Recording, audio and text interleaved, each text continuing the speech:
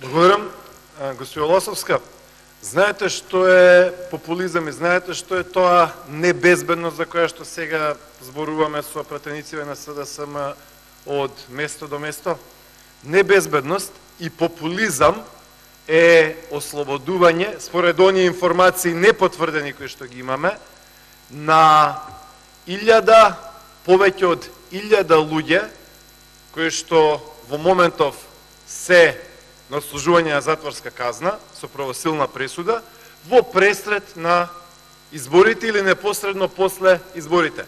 Некои од тие луѓе, значи за некои од тие луѓе, за некои полесни дела, апсолутно треба да се размисли, се оцени кој е пристапот кој што ќе се има. Но дали Македонија ќе биде побезбедна и нашите мала, нашите улици, нашите населби, дали ќе бидат побезбедни со тоа што ќе имаме ослободување на стотици дилери на дрога?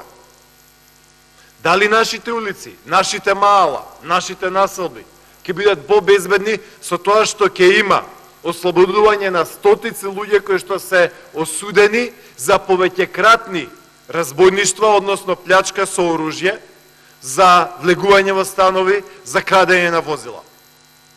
И операцијата која што ја гледаме, господјо Ласовска, сега и со овој закон кој што во моментов е на дневен ред, е исклучиво за збирање на гласови, дел во прв круг, дел во втор круг.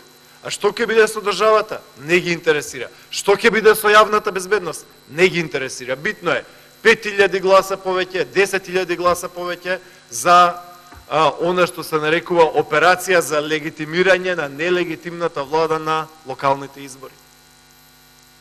Јас не можам да разберам како некој со мирна совест на улица ќе пушти стотици и стотици осудени дилери на дрога, стотици и стотици луѓе кои што претепале некого или пак кои што биле вклучени во плячкање на куќи, станови, дуќани, и така натаму, и така натаму. По законот збори Ѓорчев.